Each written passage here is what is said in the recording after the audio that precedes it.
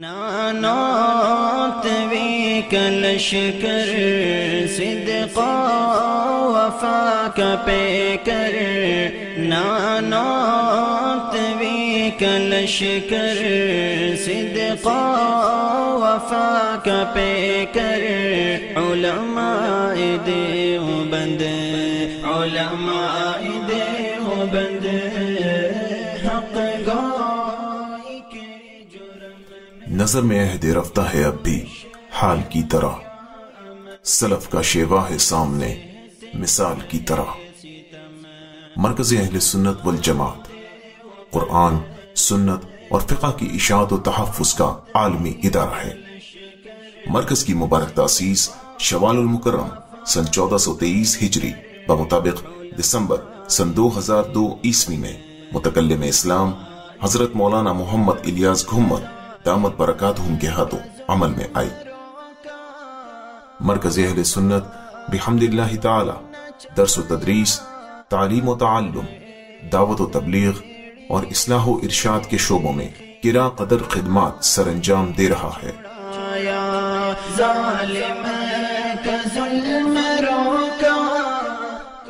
مولانا پرتاثیر مقرر، صاحب طرز مصنف اور درد مند قلب رکھنے والے انسان ہیں، اور حضرت اقدس شاہ حکیم محمد اختر رحمہ اللہ اور مولانا سید امین شاہ رحمہ اللہ کے خلیفہ مجاز بھی ہیں۔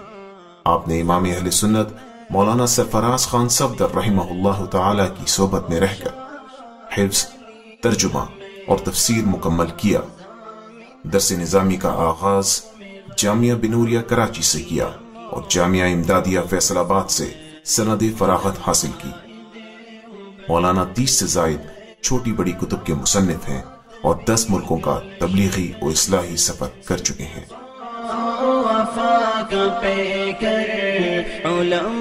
مرکز اہل سنت کا نصب العین اور مقاصد: مستند اور مخلص علماء کرام، مبلغین، خطبہ، محققین، مدرسین اور قرائے کرام تیار کرنا، حاملین علوم نبوت میں نظریاتی روح بیدار کرنا اور اعمال صالحہ اور اخلاق حمیدہ سے مزین کرنا، تمام شعبہ زندگی میں حضور اکرم صلی اللہ علیہ وسلم کی سنتوں کو زندہ کرنا، امت مسلمہ سے فرقہ واریت کو ختم کرنا اور اس کو متحد رکھنے کے لیے اکابر امت پر اعتماد کی فضا قائم کرنا، اہل سنت والجماعت کے عقائد و مسائل کی ترویج و اشاعت کرنا، احقاق حق، ابطال باطل اور حفاظت دین کا فریضہ سر انجام دینا۔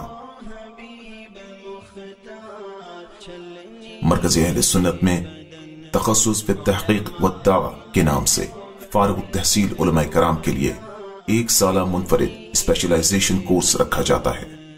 مدارس سے فارغ التحصیل علماء کرام کے لیے اپنی نوعیت کے اس منفرد اسپیشلائزیشن کورس کی ابتدا سن 1427 ہجری بمطابق 2007 عیسوی میں ہوئی، جس میں علماء کرام کو تفسیر و اصول تفسیر، حدیث و اصول حدیث، فقہ و اصول فقہ، اصول تحقیق اور دیگر علوم و فنون میں ماہر بنانے کے ساتھ ساتھ تحریر اور تقریر کی عملی مشق بھی کرائی جاتی ہے۔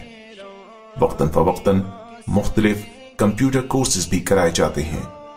دنیا بھر میں اب تک سینکڑوں علماء مرکز اہل سنت سے فراغت کے بعد مختلف دینی شعبوں میں خدمات سر انجام دے رہے ہیں۔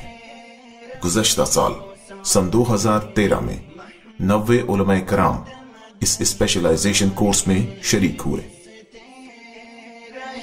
وہ سارے لیکن ہوئے نہ خم علماء دیوبند۔ عوام الناس کی دینی و فکری تربیت کے لیے ہر مہینے مرکز اہل سنت میں 3 روزہ تحقیق المسائل کورس منعقد کیا جاتا ہے۔ ملک بھر سے ہر شعبہ زندگی سے تعلق رکھنے والے افراد کی بڑی تعداد اس کورس میں شرکت کرتی ہے۔ یہ کورس ہر مہینے کی پہلی جمعرات شام سے اتوار صبح 10 بجے تک ہوتا ہے۔ مرکز اہل سنت کے شعبہ تحفیظ القرآن میں 70 سے زیادہ طلباء کرام 2 ماہر قرآن کرام کی زیر نگرانی نور قرآن سے اپنے سینے منور کر رہے ہیں۔ تلفظ، لہجے کی عربیت اور منزل کی پختگی کے ساتھ ساتھ طلبہ کی اخلاقی تربیت کا بھی بھرپور اہتمام کیا جاتا ہے۔ طلبہ مسنون لباس کا اہتمام کرتے ہیں۔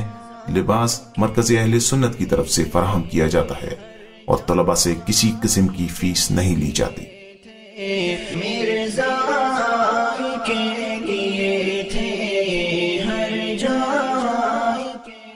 اسکول اور کالجز کی سالانہ تعطیلات میں مرکز اہل سنت کے زیر اہتمام ملک بھر میں صراط مستقیم کورسز کا انعقاد کیا جاتا ہے۔ سینکڑوں مقامات پر ہونے والے ان کورسز میں ہزاروں لوگ شرکت کرتے ہیں۔ روزمرہ کے مسائل سے آگاہی، عقائد و نظریات کی درستگی اور قرآن کریم کی صحیح تلفظ سے ادائیگی سکھانے کا اہتمام کیا جاتا ہے۔ اس کورس کی ابتدا سن 2003 عیسوی میں کی گئی۔ طالبات کے لیے بھی یہ کورس منعقد کیا جاتا ہے۔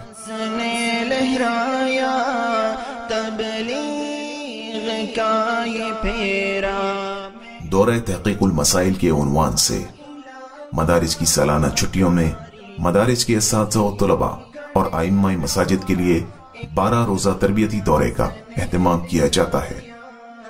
دورہ تحقیق المسائل میں ہر سال 500 کے قریب افراد شرکت کرتے ہیں۔ کھانا اور رہائش مرکز کے ذمہ ہوتی ہے۔ ہر ماہ کی پہلی جمعرات کو بعد نماز مغرب مرکز اہل سنت میں اصلاحی مجلس منعقد ہوتی ہے۔ علاقہ بھر سے لوگ کثیر تعداد میں شرکت کرتے ہیں۔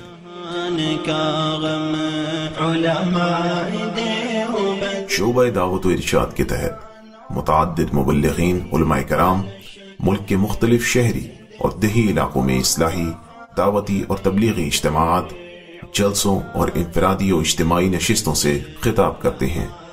عوام الناس کے اخلاق کی اصلاح اور ان کے ایمان اور عقائد کے تحفظ کی خاطر مرکز کے شعبہ دعوت و ارشاد کے زیر اہتمام بیانات اور دروس کے علاوہ دعوتی پمفلٹس اور دیگر اصلاحی مواد کی طباعت کا اہتمام بھی کیا جاتا ہے۔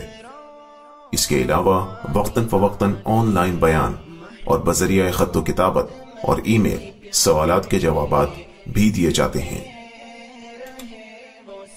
مرکز کے شعبہ نشر و اشاعت کے تحت اب تک 40 سے زیادہ علمی و تحقیقی کتب، درجنوں پوسٹرز، پمفلٹس، ہینڈ بلز شائع کیے جا چکے ہیں۔ خواتین کے لیے ماہنامہ بنات اہل سنت، علمی و تحقیقی شمارہ ماہنامہ فقیہ اور سہماہی مجلہ قافلہ حق بھی اسی شعبے کے تحت شائع کیے جا رہے ہیں۔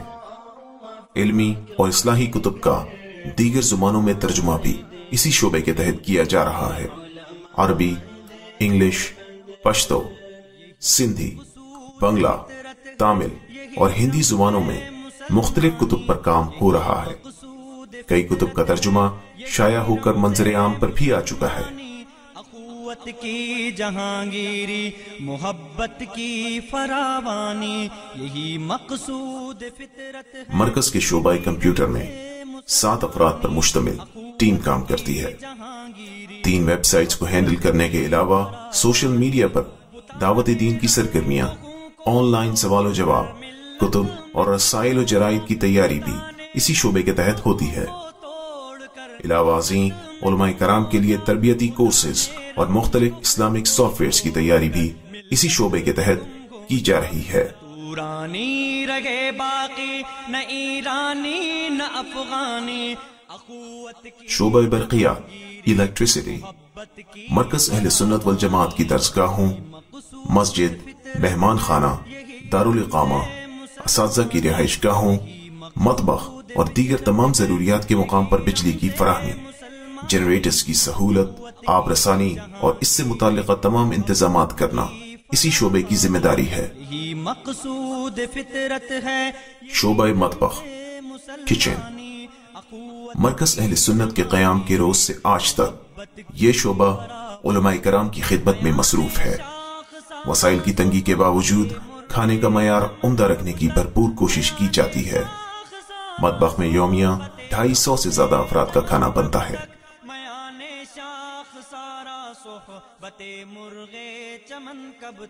مہمان خانہ، گیسٹ روم، مرکز اہل سنت والجماعت کی بڑھتی ہوئی خدمات اور علماء حق کے ہاں مقبولیت عامہ کی بنا پر مرکز اہل سنت والجماعت میں مہمانوں کی کثیر تعداد میں آمد جاری رہتی ہے۔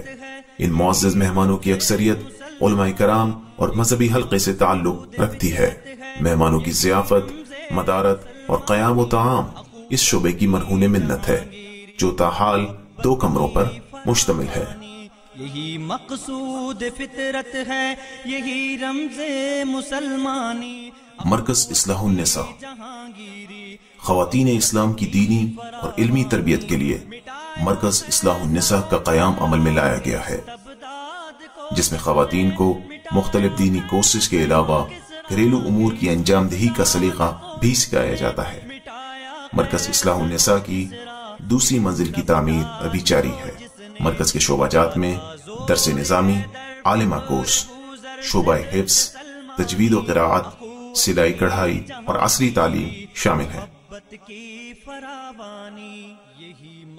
اساتذہ کرام کی رہائش گاہیں مرکز اہل سنت والجماعت میں خدمات سر انجام دینے والے شادی شدہ اساتذہ کرام کی فیملیز کے لیے مرکز کے قرب و جوار میں رہائش گاہوں کا اہتمام کیا گیا ہے۔ فی الحال 5 اساتذہ کرام کے لیے رہائش کا انتظام ہے۔ لائبریری مرکز اہل سنت کی وسیع و عریض لائبریری کی ایک جھلک آپ دیکھ رہے ہیں۔ ہزاروں کتب پر مشتمل یہ لائبریری علماء کرام اور طلبہ اعزام کی علمی پیاس بجھا رہی ہے۔ لائبریری کے لیے نئی کتابوں کی خریداری کا سلسلہ بھی جاری ہے۔ ملک بھر سے علماء اور طلباء اس لائبریری سے استفادے کے لیے تشریف لاتے ہیں۔ طلباء کے لیے سہولیات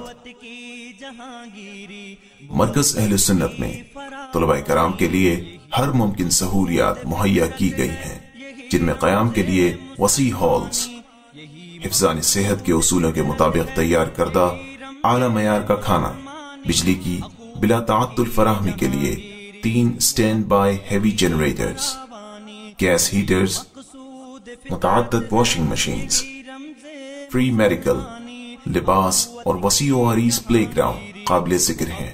کی فراوانی گما آباد ہستی میں یقین مرد مسلمان کا۔ مرکز کا کل عملہ 46 افراد پر مشتمل ہے، جس میں 12 اساتذہ کرام، 7 شعبہ کمپیوٹر کے افراد، 5 افراد شعبہ تحقیق و تصنیف سے، 3 شعبہ رسائل و جرائد، 3 شعبہ نشر و اشاعت، 5 مبلغین، 4 محافظ اور گیٹ کیپرز، 1 الیکٹریشن، 1 پلمبر، 2 باورچی، 2 ڈرائیور اور 1 خادم مسجد شامل ہیں۔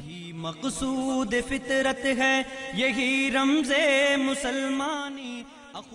مرکز اہل سنت کے کل ماہانہ اور سالانہ اخراجات کی تفصیل آپ دیکھ سکتے ہیں۔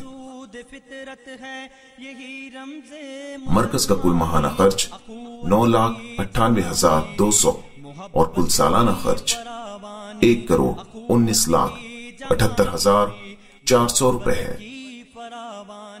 یہی مقصود فطرت ہے، یہی رمز مسلمان۔ مرکز کے منصوبہ جات میں اساتذہ کرام کی کالونی، نئی library, computer and language lab, press کا قیام، نیا مطبخ اور مطعم، مرکز اصلاح النساء دوسری منزل کی تعمیر، ووکیشنل سینٹر اور فری ڈسپینسری شامل ہیں۔ توڑ کر ملت میں گم ہو جا، نہ تورانی رہے باقی۔ مرکز اہل سنت میں تقریباً 250 علماء اور طلباء مقیم ہیں۔ ایک فرد کا ماہانہ خرچ تقریباً 5,000 روپے ہے۔ اس خرچ میں کھانے پینے، بجلی وغیرہ کا خرچ بھی شامل ہے۔ اس مد میں زکوٰۃ اور صدقات سے بھی تعاون کیا جا سکتا ہے۔ مرکز کے ساتھ تعاون بینک اکاؤنٹ اور منی آرڈر کے ذریعے کیا جا سکتا ہے۔ بیرون ملک مقیم افراد ویسٹرن یونین، منی گرام یا پے پیل کے ذریعے بھی تعاون کر سکتے ہیں۔ محبت کی فراوانی، میان شاخ سارا صحبت مرغے چمن کب تک، میان شاخ سارا صحبت مرغے چمن کب تک، میان شاخ سارا